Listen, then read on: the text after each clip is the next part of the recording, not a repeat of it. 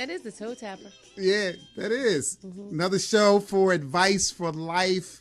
I am Al Laws. I am your host here every week, 8:30. Advice for Life, and my wife, Aisha Laws. Hello. And as most of you know, she is the sweeper. She's the person that comes along and she gives it to you so straight, so clear. She gives a lot of metaphors, and those are reflections that help you see your process. There are word pictures that help you see it. A lot of you know what happens. And then, of course, my co-host, my person who engineers all the programs, Greg Harris. Hey, everybody. Hey, family. Hey, family. Hey. Hey, Greg. Hey, Greg. So I am so happy to be here again for another week with you. Remember, every week, 8:30, and I see some people coming on. I saw, oh, look, Mary came on. Mary Lucas came on, and Dorothy, and I see Abiba. Hey, family. Tony, my brother. Hey, Tone. Yeah. Hey, how you doing? Good to see you guys. I got my technology working. My screen's working. My mic is working. It's steady. Everything is working. Like, it's working tonight. So I'm happy. I'm seeing my regulars come on. I just want you to know that I appreciate your support. I appreciate you sending out. Remember, I need you to share. Go down to the left-hand corner of your device and hit share, and that will allow you to just blast it out to all your friends, family, the people that you want to know what's happening here on Advice for Life. Remember, I always want you to go and listen to the program. You can go on adviceforlife.us. That's advice, the number 4life.us. There are amazing shows on here there you do not want to miss. And a lot of those shows, some of that material I will begin to talk about later on as part of this Facebook Live process. But I'm telling you, I have some fundamental things that will bless your heart. I see the thumbs and the hearts. If you guys can hear us well, you feel good about it as we're starting out, I need those hearts. And just on your side there, you can hit your hearts and hit your thumbs up. That lets us know, that gives us a lot of signals about the fact that you're with us. You hear us well.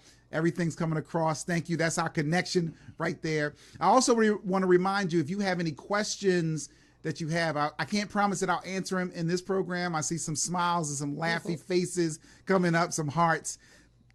We may not be able to answer it in this program, but we may be, if it's relevant, we may get to it.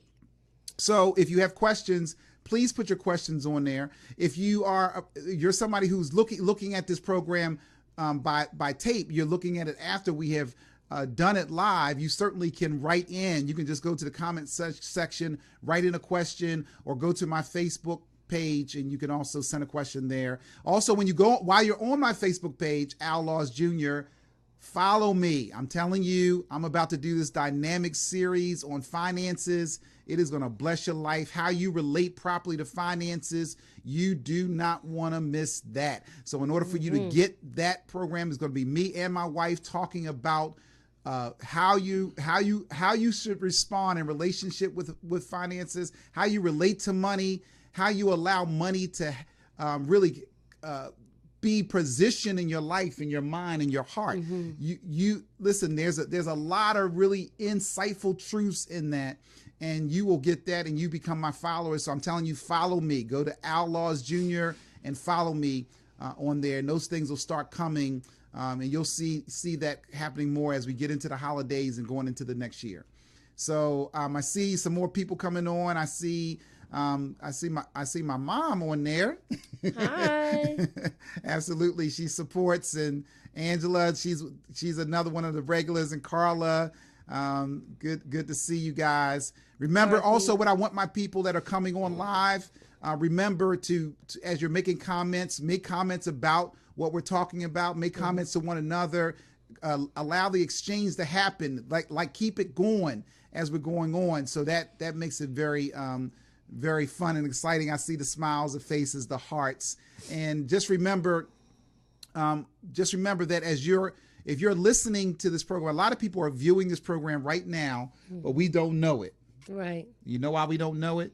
Got to make a comment. Because you have to make a comment. So if you're listening now, make a comment, and that'll let us know that you're there. There's been hundreds of people listening to us while we've been doing this, and we didn't even know that they were there until after the program. But you know, if you don't want to come in, that's fine. But we'd love to have you come in. Like you said, there's my cousin Stacy. Stacy said I'm back. Good to see you, Stacy. Hi, Stacy. Yep, absolutely. So anybody, if you have any reflections, comments, let us know.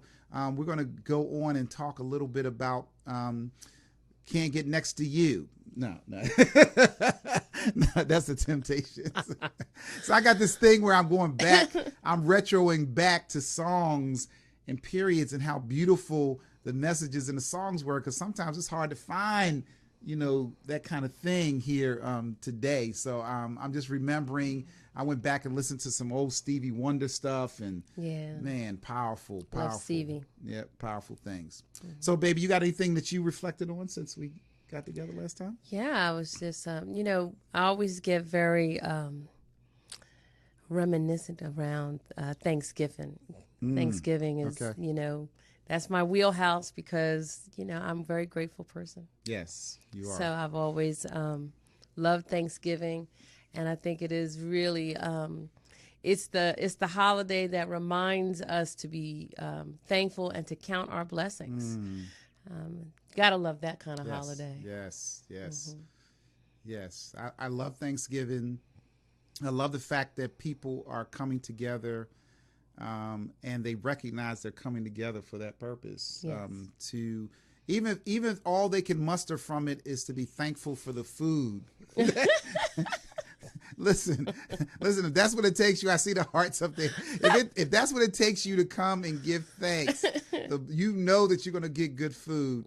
And I think it's also interesting that Thanksgiving, that people, they make it their intention to get together around family. Like it's almost like this expectation. When you think of Thanksgiving, you think, who are the people that I love being around, that I want to be around? And I see the hearts up there. We just think about being with family. Yeah. And family, you know, of course, family comes with its own dynamics. I know mine does. Well, you want to start, and that's another show, y'all. If y'all want a show about family dynamics, I'll start talking about my wife's family dynamics. Her family is very loving. Lord. They have some ways of expressing their love, some ways of expressing their care and attention about things that really will flip you around in a car, I tell you. That's an inside joke.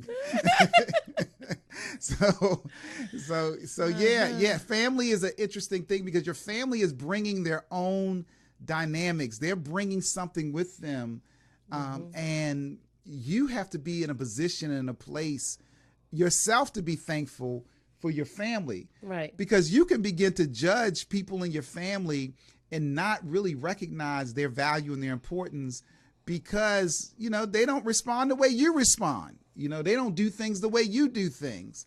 And what I'm learning is that God sends you people in your family for a purpose, for a reason. And everybody's at a different place of growth and development. And so when you really understand about process and relationship, you approach your family in a different way. You stop going to your family with your guards up. You know, you recognize that, you know, everybody's trying to do something with what they consider for themselves. They're trying to do something, and for them it's good what they're trying to do. And I've learned how to enjoy it, how to look at it and manifest it differently. And my screen, Greg. He sees it, baby. Okay. Continue your thought. My family, it threw me off. I'm sorry. My family, you know, when you're interacting with family, I'm thinking about how I can bless them. I'm thinking about how I can give what's inside me to them. And I think it's a really important thing to do, to appreciate what they add as opposed to creating negativity within your family unit. You know, you could find negativity so many places, but why would you be the instrument to bring like negative thoughts and negative concepts and ideas about your family? Like that should be the place that you try to create positivity and caring and openness. And what happens is a lot of times families are so connected and so close, and they really sometimes are in denial about it. And then they come together and all that emotion is there, and people fight on Thanksgiving. Like, that's common.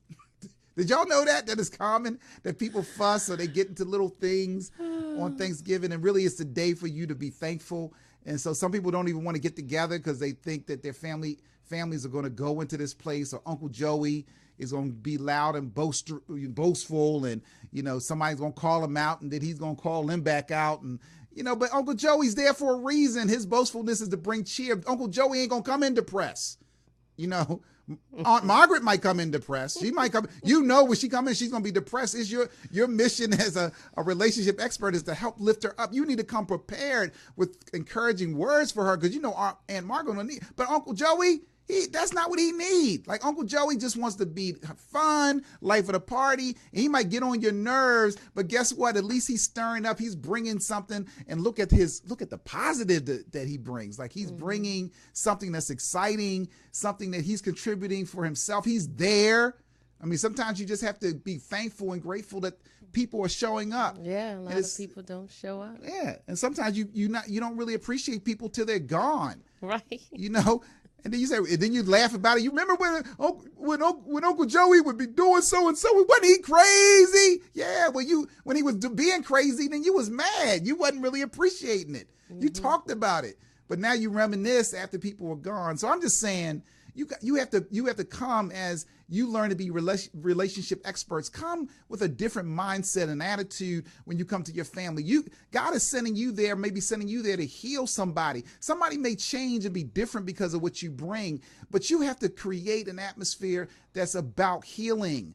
It's about bringing people to a place where you use your thankfulness and your appreciation towards them. And recognize and find, that goes to our skill in family strengthening. You find good. Mm-hmm. You extract preciousness from what might seem worthless. Uncle Joey's response and actions might seem worthless to you. You might get tired of it, but part of the goal of family strengthening is to teach you in those little things when you're with your family to find the good, extract preciousness from what seems to be worthless. Why he got to act like that every Thanksgiving? Why? Because you're being taught to find good. You're being taught to extract preciousness and to find in his actions and what he does why it contributes to your family dynamic. Well, you said a lot. I did. I did. I think it's important that we understand where we are when we're at Thanksgiving. Mm-hmm. We are here, gathered in a forum of thankfulness, and when we do that, then it requires love. Right. It requires love. So we're counting our blessings so that we can bring them to the family. Right. Right. And I think it's beautiful when you get an opportunity to see what God has built in you. So Uncle Joey is an opportunity. Yes. It's just a challenge, and we're game for that. So Uncle Joey's there, and he's boisterous, and we're just glad he's here. And we're joining Uncle Joey around the fact that he's there, excited to see him. And any kind of escalation going on is going to de-escalate when he sees how excited you are to see him. Right. Can't be mad at somebody trying to hug your neck. Right.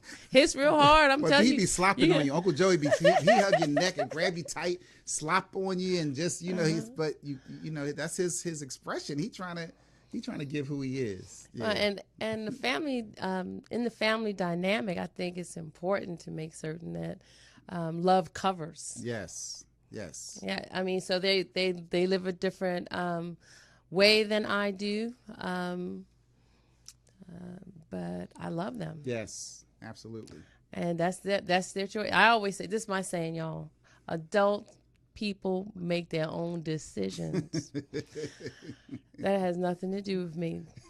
No, I'm here, and my job is to love. Right. That's my job.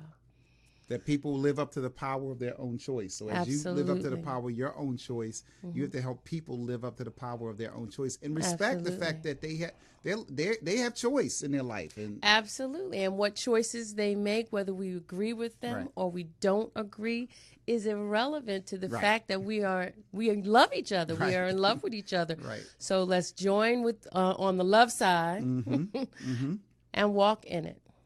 And Right. walk in it. right. Because we have a tendency that when somebody's making choices that we don't agree with or we don't like, we feel obligated that we have to make them make different choices. Right. Now, it doesn't mean we don't influence people Right. with choices. I mean, certainly people in my family, people I love, I'm certainly going to try to influence them, help them see their process, help them recognize, and look at the choices they're making. But I'm certainly well aware that at the end of the day, it's their choice. Absolutely. And I don't have to be offended. It's not an offense against me if they make whatever choice they're going to make. It's not really personal. I mean, it's probably a little different with my wife because although she still has the ability to make her, it's very different. It's very different. Because although she has the right to make her own choice, every one of her choices affect me Absolutely. much more deeply than the choices that other people make that I don't have to get in the same bed with. Right. And I just want you to know I only get in bed with her. That's the only person I share. I bed know with. that's right. so her choices affect me, and that's why it's when you're in close covenant relationships, when you're with people a lot, you become more sensitive. That's why it's more sensitive with family and relationships. When you are in relationship with somebody, it becomes more difficult because what they do, everything that's happening, a lot of things, choices that they're making affects you in a certain way. Yes, but it affects you because either you're trying to please them and you or you don't want to disappoint them, Okay. or it is that you really want them to succeed.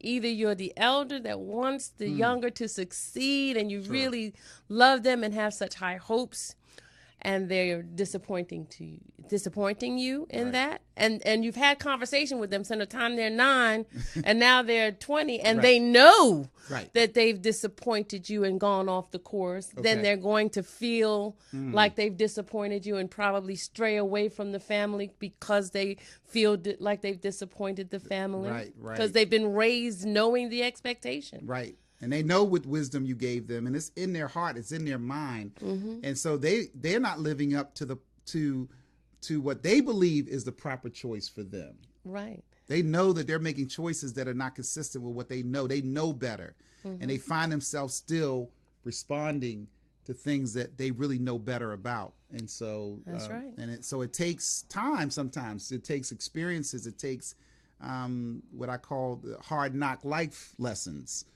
Right. for you to get to recognize that you can try to go this way, you can try to go a way that's against your heart, your spirit, what was given to you, and you try those things and you find out that they really don't line up, they don't measure up for you. Now what's so interesting is you can't see the screen over here, can you? Me? Yeah. Yes, I can see that's my god baby on there. Oh, you see her? Hi, baby. I was going to see. I'm like, that's my god baby. Yeah, that's our godchild. She's on here, Dominique. Good to see you, baby, all the way from New York. So last time when we got together, we were chopping it up about contentment, and my wife had some more because my wife kind of coined that phrase that. You say it, babe. What's the phrase again? If you're not content, then you're contentious. Right.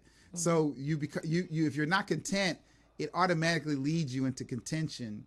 And so we've been talking about this general thing about being content, and that led us to leading to that, to recognize that you have to not compare. That was one of the things we came up with. But we're taking that to the next place and saying that one of the other weapons, one of the other skills that you can use for you to be in a place of contentment and to not be contentious is to be grateful and thankful.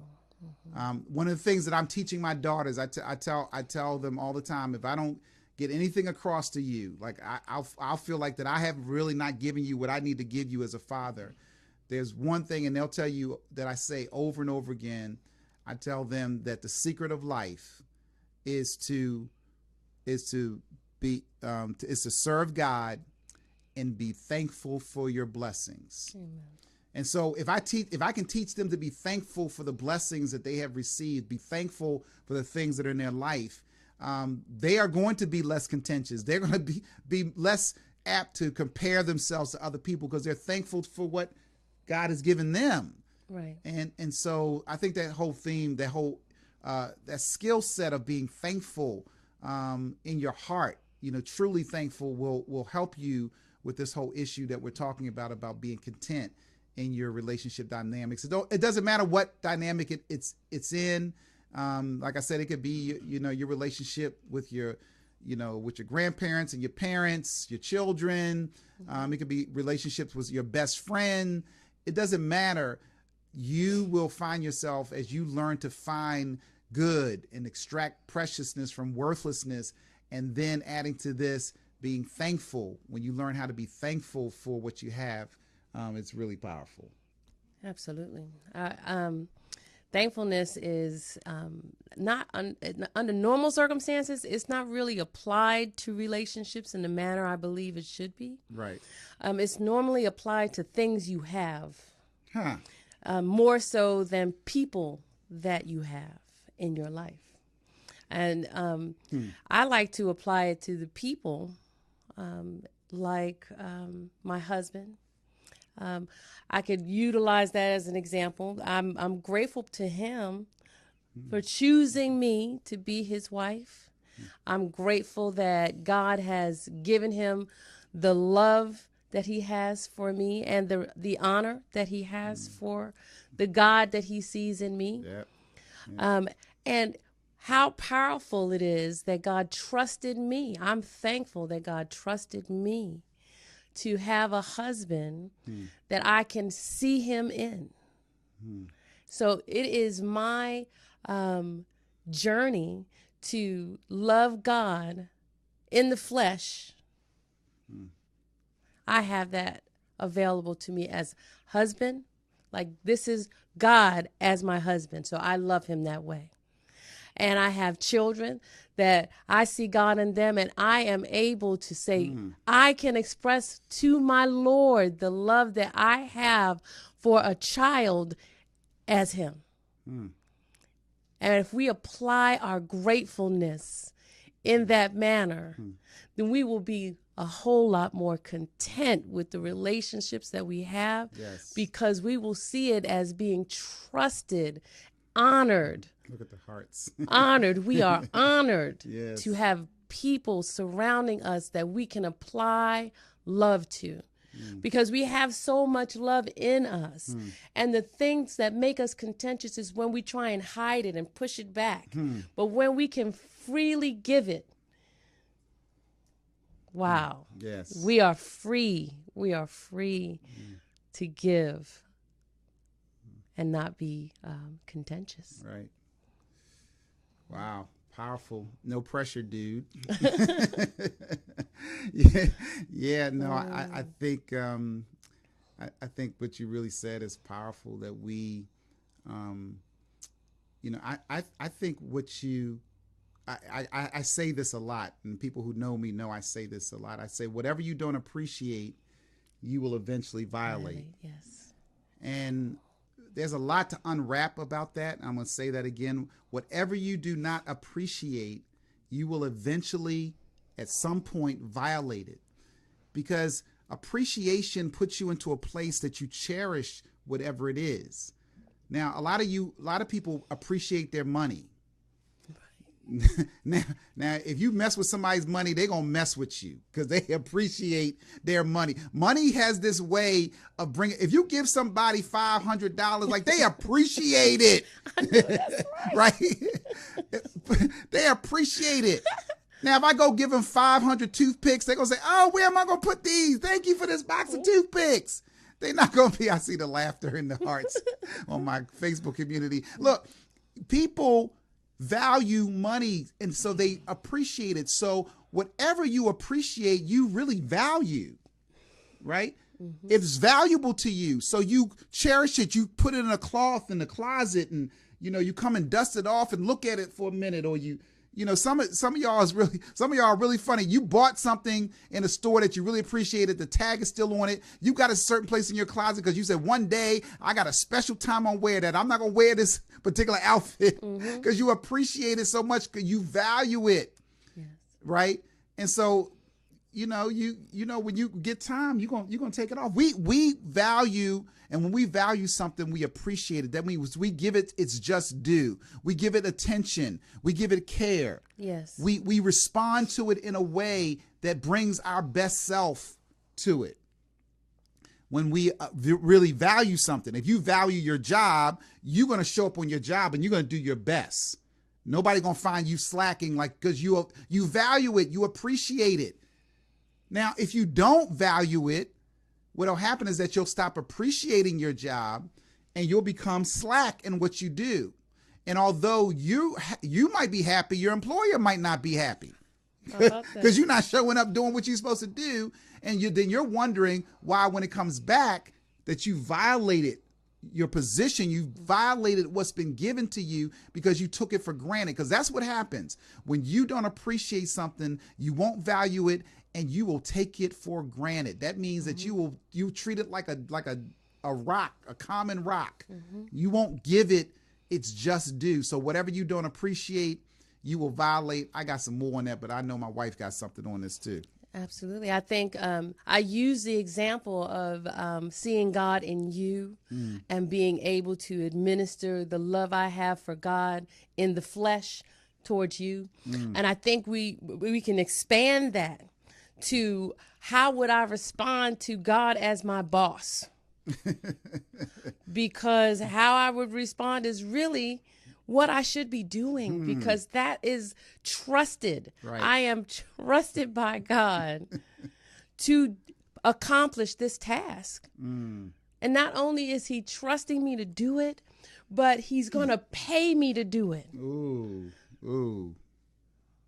I mean, and that's a powerful thing. And I think if we really walked in gratefulness, not only would we be better stewards of our relationships, but of our obligations as well. Right. Because that is your word you gave. You Right. gave your word that you would do that thing, Right. whatever that task is, whatever that job is. And what are you supposed to do? Are you supposed to slack on that? Right. Or are we going to be good stewards? If we're grateful, we will be good stewards. That's why God says to him, to whom much is given, much is required. But then he says that he who has shall more be given. Yes. Then think about what he's saying. If you have it, more shall be given to you. He didn't say the person who doesn't have enough that is going to be given to it. He says he who has shall more be given, meaning that if you have something, and when I'm talking about having, you got to know when you have something, so that when you have something, you appreciate it, you know what you have, you acknowledge it, you value it. Because if you don't value it, you become a have not. That's a whole nother conversation that I have. But he says the person that has shall more be given, right? The principle is that the one who has and who is a good steward, if you look at the scriptures where it talks about the parable of the stewards, and it says that the landowner gave one of the people that work for him, they gave him 10 talents, another 30 talents, another whatever. I forget the numbers. You know what I'm talking about. He gave them different quantities of talents, and one took his talent and says, "Look, man, my taskmaster, he's a mean old dude. That outlaws, he want to work you into the ground. Like I gotta make look, outlaws coming here. I'm gonna put this aside and put it in the ground. I'm gonna bury this and make sure that when I come back, he gave me one thing to do. I'm gonna make sure that one thing is there. I'm burying it in the ground." And then the next one he gave, and he multiplied, he doubled his, meaning he did more. He produced more than what was expected of him. And then the other one just tripled and quadrupled what he did. And so, and it makes sense to you now. I think now the scripture is making sense to some of you. You notice he said, to the one who has multiplied the most, give him more. Right. I mean, that's what you expect if you work hard at your job and you do a lot. You expect to be compensated. You expect that there's rewards to be given out, that you're going to get something from that. Yeah, you can make it plainer than that. If one of y'all give me $5 and I give you $25 back in a day, you gonna give me $25 the next day. I know that's just common sense. They gonna empty their savings account and say she's gonna make more money for us. So the principle is that the more, that's why you have to have a heart of giving and thankfulness to do more than what is just required. See, if you're just doing what's required of you, if you're just doing what you think is kind of the status quo, and then you want somebody to throw a party and have accolades because you're just doing what no, you're supposed to be doing more. And so you're supposed to be more grateful and more thankful. So the more that you have, to him who has, more shall be given. And then it says, to him who has not, even what he thinks he has shall be taken away. So sometimes you are operating as a have-not. You don't appreciate, you don't value, you don't recognize what you have. And so when you operate with that mindset of being a have-not, even what you think you have something because it seems like it's there. You seem like you have it, and also, whoop, it's out of your hands, it's gone. And you said, my God, it just seemed like stuff just keep falling out of my hand. Nothing can't really work out for me. That's because it's leaving you because you have a have-not mentality. And it happens that way in relationship. When you have a have-not mentality, when you are not responding and appreciating and loving people in the way that you really are supposed to do it from your heart, without this thing where you're expecting somebody to do for you as a condition for you to do, you have a have-not mentality. And the Bible says that he who has not, even what he seems to have, even what he thought he had, shall be taken away. Wow. I mean, that's, you could take that right into finance. We're going to stay away from that. Yeah, I'm not going into the finance yet. That's just, I'm giving you a small taste of the finance. I got a lot more to go in depth with that. Yep, absolutely. Yeah, but being a good steward, we apply that to, we apply stewardship to cars and houses, but we don't normally apply that to relationships. We don't. No, we don't normally apply that stewardship to our relationships. No. And I think that's a powerful analogy to Right. apply it to your relationship. Absolutely. And I wanted to use one more person as a analogy. When we are a child, we don't appreciate our parents. Right. So to walk in gratefulness as a child to your parent, that is powerful, because that is who we call God. We call him our Father. Right. He is a parent Yes. to us. Yes. And so we need to be able to see past frailties and see him in our parent and honor our parent the way that we would definitely honor our Lord. Yes. I think that is absolutely a must. Yes. And that's the promise that comes with longer life. That's right. That's right. Yeah, it's a must. You know, I'm very vain. See my socks. Y'all see my socks are matching, and then my glasses. Look, I'm pretty Ricky, what they call them. Look at, my glasses are matching my outfit. I mean, how did this guy do this? Can't do I have no formal training. I don't know how I got here. I don't know. I have no formal training. He woke up like that. He woke up like that. So Greg, we talk about parents, and now he's on to his socks. That is hysterical. So Greg, bring my family in. Give me some comments, some feedback of the people that are here. I saw a lot of people coming through. I want to acknowledge my buddy Steve Silverstone, just to make sure. Hey, Steve. Yeah, Dr. Steve. Hey, Steve. Good to see you, brother. He's a longtime friend and a chiropractor. So if you guys need chiropractic care, you need to go on his webpage, World Class Chiropractic. That's Yeah, what it is. world class. Tracy says, I love watching God drop in on me through those in my life. I try to remember to thank people for letting God use them to speak to me, love me, remind me, correct me. I love it even more when God uses this broken vessel to bless others. Wow. Amen. Beautiful comment, Tracy. That was powerful. That was powerful. And yeah, the Thumbs up. You guys can hear Greg fine. yeah. Love. Abiba Yes. says earlier she was saying disable the buttons that push you in a negative way Wow. and get a new keyboard. Get in. Joy, truth, happiness are the default. Sing a new song. Yes, right. yes. Yeah. I love that thing about getting rid of the buttons that you get that can be pushed to get to Right. you. Yeah, that's something that I probably need to spend some time on, because really, we actually know what our buttons are, and so we should be prepared and ready, and we should do the work before we get into situations. And I'm going to teach you what to do about buttons. So let's remember that. Let's do I'm going to do a series. I'm going to have buttons all over the place to show you how to deal with your. We had to do the reset button. He's all serious, the buttons. y'all. Yeah, I'm serious. I'm going to do buttons. So I'm taking it, Abib. I'm taking the button. We're going to do a whole thing on buttons.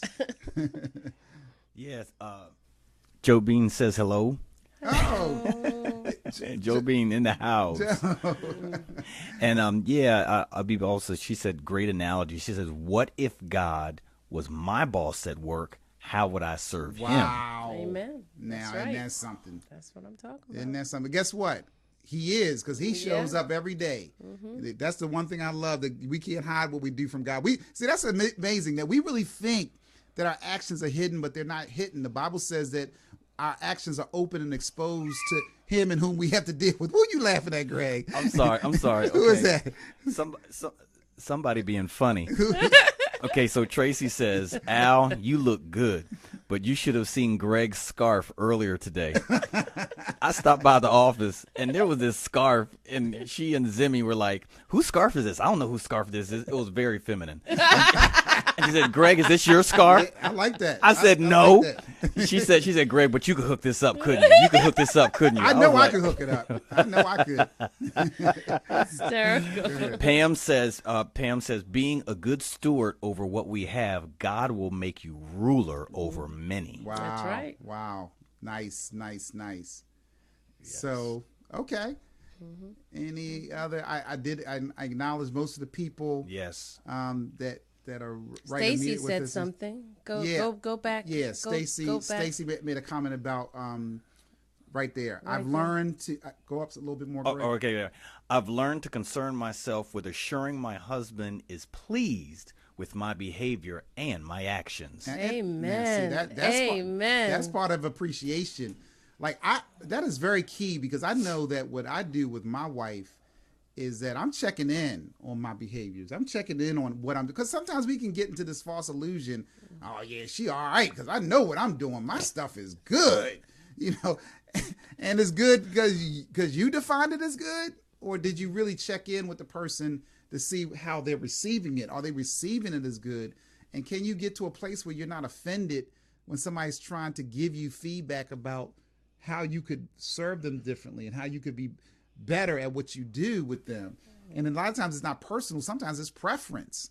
And we just got to get over the fact that people got different preferences than you. You like steak and I love lamb. I mean, so I mean, if you love steak, I can't get mad because I keep bringing you lamb every night. I love lamb. Like Yeah. I have a special relationship with lamb. Lamb is the bomb. I'm like, so I'm saying, how can anybody not like lamb? I know, right? Even on that, what's that movie, where the lady, A the Big big Fat fat Greek Greek wedding. wedding, and the guy says, knew he was I'm a gonna do it. vegetarian. He said, I'm a vegetarian. I don't really eat meat. She says, that's okay. I make lamb. Because she had a special relationship with lamb. Lamb is special. It's a little different than meat. That is funny. Angela wants to make sure that we welcome Lamont, who is a first-time Oh, viewer yes. with us. Hey, Lamont. Welcome, good to have Lamont. You with us. Welcome. Absolutely.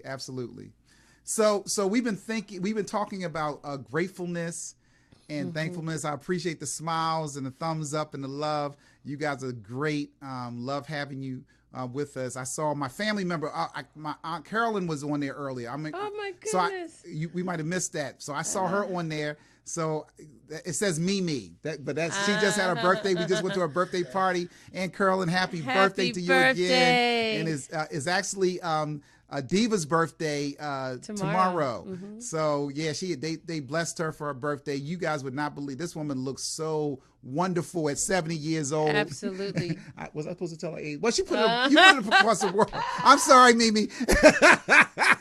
But you look good. That's all I'm going to say. And I was really blessed at my family gathering that a lot of my family was saying how they were being blessed. And sometimes we're doing this program because we want to be a blessing to help people. And sometimes you wonder, man, are people really listening? Is somebody get anything out of this? Because really, I could do something else on Tuesday night, but when my family members are coming up to me and saying, I listen to you and I'm getting a lot from you and it's blessing me. A blessing. And then you get people that you don't even know that you walk up to and they just say, oh yeah, I listen to your program every week. I said, oh, well, I haven't seen you on the live part. Yeah, I can't get to the live part all the time, but maybe one time I will, but every week I listen to you. So we have some faithful listeners, people who listen to us on a faithfully every week. So that's a blessing. Yes. So we were talking about being grateful and, recognizing and appreciating what we have, because as I tell people all the time, if you don't appreciate what you have, you're a have-not. When you don't know what you have, you're a have-not. And when you're a have-not, what you have or what you think you have will be taken away from you. And then you hear me say a lot, whatever you don't appreciate, you will eventually violate. So we are talking about appreciation in general. And I want to go over to something else, but I want to make sure I know. Did you have something else with that, baby? No, sweetheart, go ahead. Yeah.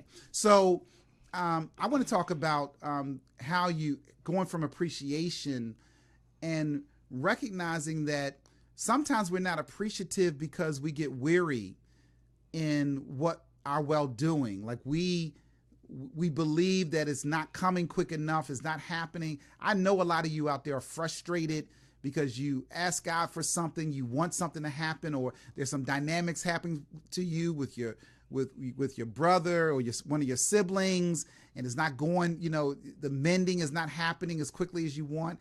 There's some males or females that are out there who are looking for relationships, and they've been asking God, and it's not happening, with the same, with the kind of expectation and happening with the same quickness that they would want it to happen. And what happens in that is that you naturally can get frustrated. You can get weary in your well-doing. You can question, God, what's going on? What are you doing? And that in itself can take you to a place to not be grateful and thankful. Because if you focus on what you don't have rather than what you do have, then you're also a have-not.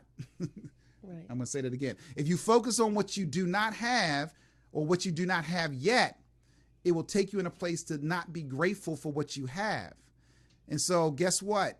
If you woke up tomorrow blind, I guarantee you half the stuff that you were waiting on and asking God to do, you're not going to care about at all. Because all you're going to care about is whether somebody can give me my sight back. Mm-hmm. Did you hear what I'm saying? You're just going to be grateful that if your sight comes back to you, you're just going to be grateful that you have sight. It's not until I don't know if this has happened to you. It's probably happened to everybody. You know how you sit down too long and you sit in a certain position and your legs start getting sleepy and they get tingly.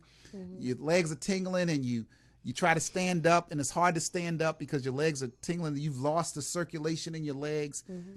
I'm grateful every time that happens to me because it reminds me of how precious it is, because I forget how precious it is for me to be able to walk and to be able to move around and to walk on a treadmill and walk over to a place that I want to go or exercise. So, we really have to get to a place that we recognize that and connect to the fact that we have to be grateful and not allow the frustration of things not happening the way we want them to happen to cause us to move into a place of ungratefulness. I think there's there's some ways that you can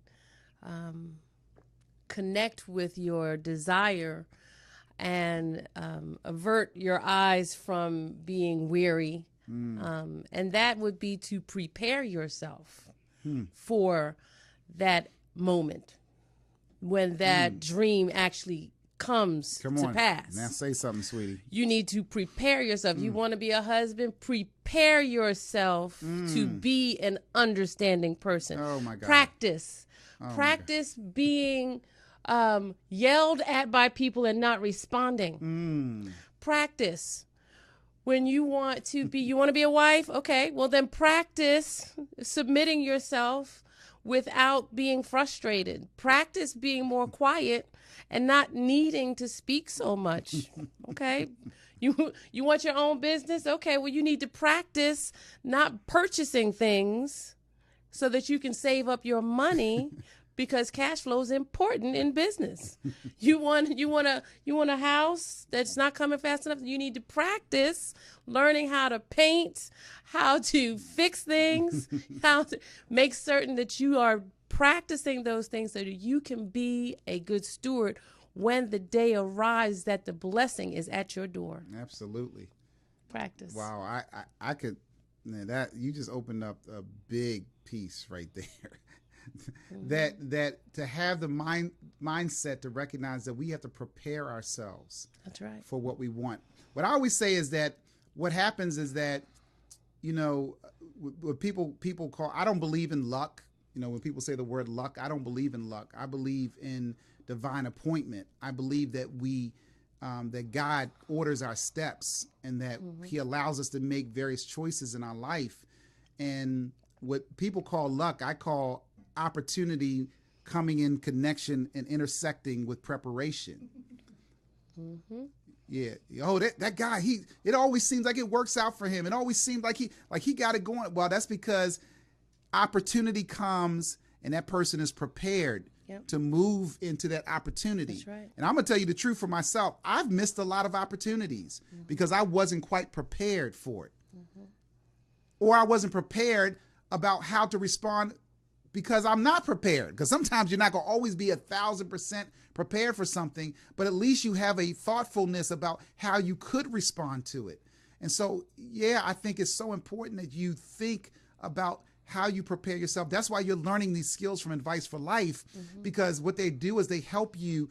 And I actually say you think about it, you practice. I think about responses to people. Like if somebody said something to me, this happened to me one time, and I was in someplace and a young lady said something to me, and it was kind of sarcastic what she said, right? And so I just planned to ignored it because I really was caught off guard, and I learned that it's better for me to not say anything and to not respond or react to something because I feel hurt or I feel like you try to I got you. So I don't respond because, you know, the scripture says that even the person who is silent, even when they're silent, seem to be very intelligent. So you seem very intelligent and you're always right when you're silent because what happens, you haven't committed to your ignorance at that point. So, but it's not that I'm saying you have to stay silent. I see the hearts, but it's not that I'm saying just stay silent and be silent. My principle is that I did not respond or say anything. And I knew that I would see this person again and I was going to wait for a teachable moment to come back to them. But what I did is I rehearsed within myself, how could I respond to that situation without coming back and being retaliatory towards that person? Right. How could I have given them a lesson, or how could I reflect it to them in a way that would have, you know, helped them and us connect and join each other in a different way, even though that person meant it to be sarcastic. Like my response should bring us to a place where we see it as something where we're connecting. And so a lot of times I can do it just like that, but sometimes I'm caught off guard. And so I wait and I'm patient about it. So I think preparation is so important. And I think that even when you're in different relationship situations, you have to do your homework. You have to study. That's why I'm telling you, go to the website, advice4life.com. lifetime.us. If you go on there, there are so many. There's an array of shows that are going to give you details and explain to you, give you scenarios about how you should respond and how you can respond, giving you the options that you can weigh and you can think, give you the mindset so you can prepare yourself when you go into situations and relationships. Now, it's interesting. People spend a lot of time reading about success and, about all these things about how to make money. But what you don't recognize is that the real commodity, the real thing that makes you prosperous is your mindset, how you relate to people and to your world. That's what creates a winning, a successful mindset. So I'm telling you, you go back, you listen to these programs, it's going to bless you. It's going to give you that winning mindset. So. Amen. Amen. I mean, I love the word preparation. Right. I'm a prepper myself. I believe in being prepared for whatever God would have for my destiny. I believe in praying and being prepared. Right.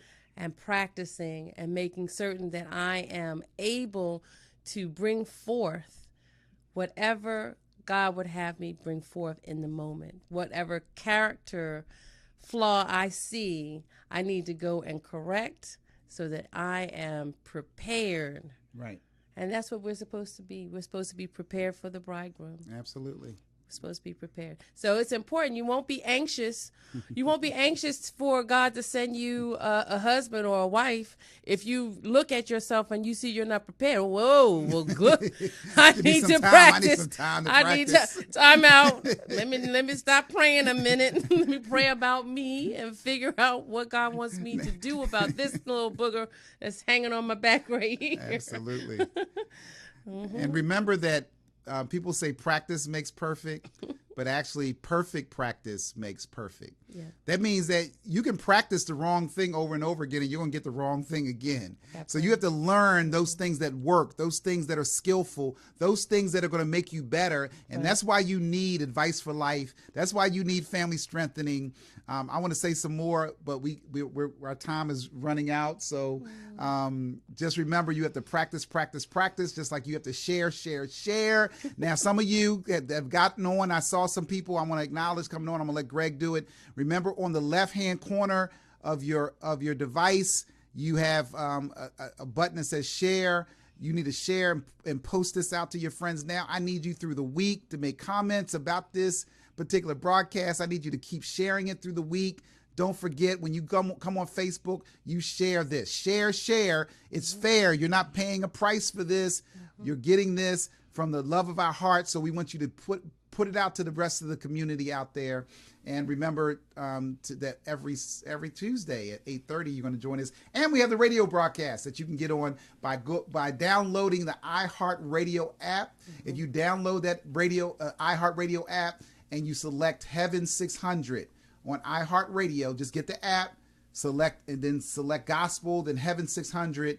You will hear us, and it streams beautifully. Like, it's a beautiful streaming every Sunday morning at 9 a.m. if you want to hear us live. And of course, you can go to my website or to our website, adviceforlife.us, and go to our podcasts, and you will hear the latest show if you, for some reason, you don't catch it on Sunday morning. So Greg, talk to me about some of my other folks that have come on. I love the hearts. I love the thumbs up. I love the love. Thank you. Yes, we have Placida joined us all the way up from Cecil County. She's another faithful one that pulls up every week. And two comments that are linked together that are really awesome is Tracy and Angela. Tracy says, right, you got to check in. Replying to your comment about checking in with your wife, Al. And it says, you might be loving hard, but not speaking that person's love language. Yes. And then Angela response. Let me just say something real quick. We are going to talk about love language. That's one of the things that we're going to cover. Very powerful. I think if you get an opportunity, you need to read some things about love language. I think it's a very powerful thing. Absolutely. And in response and adding to that, Angela says, yes, Tracy, many times they are speaking their own love language and can't understand why it's not working. It's not working. Wow. Right. Yeah. Right. I see the hearts and the smiles. I want to acknowledge Rhonda, my cousin, that's on there. I saw Ayana. Ayana's up in the she's- house. Oh my she's goodness, coming. Ayana. Yeah. Hi. I did not realize this. Ayana's child now is Ayana. going to our child's school. I'm telling you, this world is small. Oh my gosh. And No, she didn't. this town is small. Yeah, and she didn't even say anything. She was just like regular. Ayana, you like it's regular. Oh yeah, I'm just showing up, and now my child goes to your children's school. That's so funny. So it's blessing. good to see her. Alicia said has joined us. Okay, nice, Alicia. Alicia. Good to see you. Yep. And so Patricia, Pat Houston, Nice. she says, thankfulness is a place of having the gift of giving grateful, of giving grateful, be a seed of life, touching hearts with an unseen spirit of love. All right, millions dollar servants, thank you for sharing your wisdom. Pat Houston is always Yes. encouraging. I'm telling you, she's never sent me anything that was not totally encouraging. She has to have a her. gift of Yes. encouragement. So Pat, we love you. Appreciate you being with us and always checking in. So yeah, we love what's going on. We see the comments that coming on. Go ahead. I saw a comment that Angela wrote that was very Okay. nice. It said, "When preparation meets opportunity." Right. Right, That's yes. powerful. Yeah, that's blessing. You want blessing. You want to be blessed. You want to manifest in this earth as your Father has in heaven. Make sure your preparation meets and intersects with opportunity that comes. So it means you have to be ready. You have to be willing to do the things in the little places, in the small places when nobody's looking. You have to be willing to put the work in so that when you get to that greater place, that's why he says that, when you are faithful in little, he'll make you ruler over much. Oh, I said too much. So you're not, that's going to give you some more for next week. You're going to come back next week, same time at 8:30 every Tuesday evening, Facebook Live, Advice for Life. You're here with Al Laws and my wife, Aisha, and Greg Harris, our co-host, who always rocks the house. And, I